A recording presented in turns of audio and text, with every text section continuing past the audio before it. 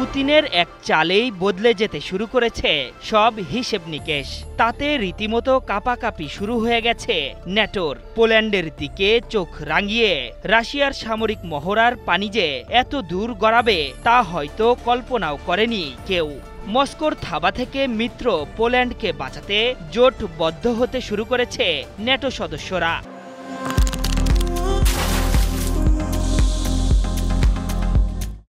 বলা যায় রাশিয়ার বিরুদ্ধে বড়সড় যুদ্ধের প্রস্তুতি নিতে শুরু করেছে পশ্চিমারা। মূলত পুতিনের নজর থেকে ইউরোপের পূর্বাঞ্চল রক্ষা করতেই এমন পদক্ষেপ তাদের। এখন পাল্টা প্রতিক্রিয়া দিলে দুই পক্ষের মধ্যে লেগে যাবে ভয়াবহ এক যুদ্ধ।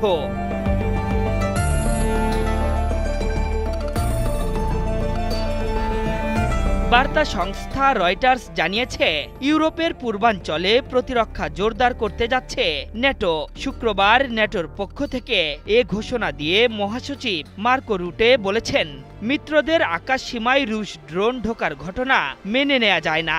রাশিয়ার বিরুদ্ধে ন্যাটোর ঘোষণা আসতেই পোল্যান্ডকে বড়সড় সামরিক সহায়তা দেওয়ার ঘোষণা দিয়েছে ফ্রান্স ও জার্মানি। ইতোমধ্যে দেশটির উদ্দেশ্যে ফ্রান্স ও জার্মানির ভারী অস্ত্র বহনকারী বিমান উড়াল দিয়েছে।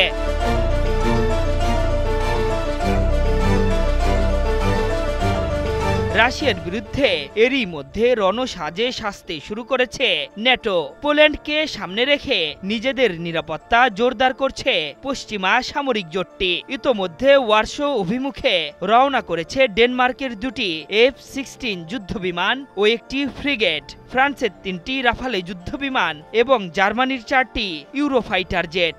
এছাড়া আকাশ প্রতিরক্ষা সরঞ্জাম সরবরাহ করবে স্পেন। আর পোল্যান্ডের আকাশসীমায় ইতোমধ্যে টহল বাড়িয়েছে জার্মানি। গত সপ্তাহে পোল্যান্ডের আকাশসীমায় রাশিয়ার মানববিহীন ড্রোন প্রবেশ করে। এতে প্রতিক্রিয়া জানিয়ে দেশটির পূর্বাঞ্চলে 3 গুণ সেনা বাড়িয়ে প্রায় 40,000 সেনা মোতায়েন করে পোলিশ সরকার। তাদের এমন সিদ্ধান্তের পরপরই বাল্টিক ও বারেন্ট সাগর সহ পোল্যান্ডের সীমান্ত ঘেঁষে জাপাদ 2025 নামের সামরিক মহড়া শুরু করেছে রাশিয়া। এই মহড়ায় তাদের সঙ্গী হয়েছে মিত্র বেলারুশ। মস্কোর এমন পদক্ষেপের পরপরই পোল্যান্ডের পাশে দাঁড়িয়ে গোটা পশ্চিমা জোটকে ঐক্যবদ্ধের কাজ শুরু করেছে ন্যাটো জোট। পরিস্থিতি এমন দাঁড়িয়েছে, দুই পক্ষের মধ্যে যে কোনো সময় উত্তেজনা শুরু হতে পারে।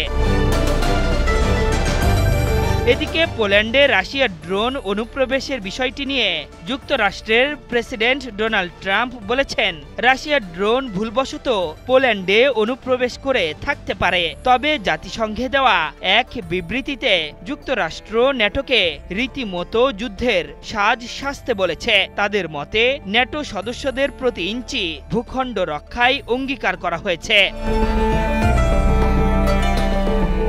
আশরাফুল ইসলাম, একাত্তর।